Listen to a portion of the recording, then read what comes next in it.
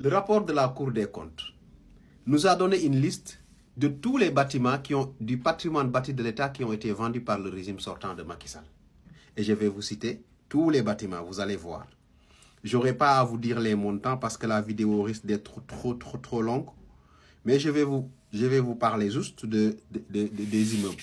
Tout ce qui s'est fait la fierté du Sénégal, à part le palais présidentiel et l'Assemblée nationale, a été vendu. Même le building administratif, qui est presque le plus grand bâtiment aujourd'hui du Sénégal, a été vendu par Macky Sall. Et qui a été rénové il y a quelques mois, il y a quelques années. Même dans la rénovation, il y avait un grand scandale, des surfacturations énormes. Et même Ousmane Sonko avait été obligé de convoquer l'entrepreneur pour que les travaux puissent être achevés. Donc là, je vais vous... L'immeuble Parchap. L'immeuble Parchap, Dakar Plateau. Rue Parchap, angle rue Salva. Vendu. Immeuble d'âge, ministère des Finances et du Budget. Bloc Calmette. Vendu. Immeuble des Eaux. Vendu. Qui est à Dakar Plateau, avenue de la République, angle rue Carnot. Vendu. Immeuble Pasteur, avenue Pasteur, angle Gallieni, vendu. Immeuble Ex-Deb, vendu. Immeuble Ancien Palais de Justice, l'immeuble a été vendu également. L'immeuble du ministère des Finances et du Budget, Dakar Plateau, Place Washington, a été vendu.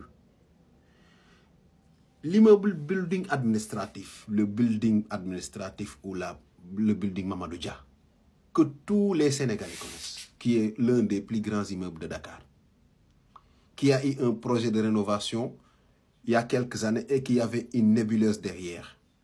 Cet immeuble-là a été vendu par Macky Sall. Là, il faut que je vous dise le prix quand même.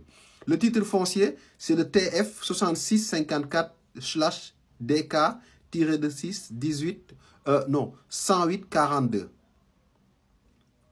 Voilà. Donc là, c'est le nombre de mètres carrés, c'est 10 842 mètres carrés. À un montant de 72 milliards. Vous voyez, les travaux de réhabilitation de l'immeuble avaient coûté à l'État du Sénégal près de 40 milliards, juste pour rénover. Maintenant, Macky Sall, au-delà de ce scandale-là, a vendu l'immeuble à 72 milliards. C'est-à-dire que rien que la rénovation avait coûté la moitié du prix de l'immeuble. C'est de la catastrophe. L'immeuble ex-école douane, qui est à Dakar Plateau, avenue Card, rue René Ndoye, a été vendu également. Cet immeuble a été vendu à autour de 13 milliards. Et cet immeuble a une superficie de 5734 mètres carrés. Donc, vous voyez, aujourd'hui, le résultat de tout cela est que l'État paye excessivement cher comme loyer pour loger ses services. Et ce qui est pire dans cette affaire-là, c'est que les immeubles n'ont pas été vendus à des prix normaux. Donc, il y a un grand scandale derrière cette affaire-là, où si l'immeuble doit être vendu à 40 millions, vous négociez, vous voyez votre porte, vous faites un deal jusqu'à ce que l'immeuble vous soit cédé à 30 ou à 20 millions.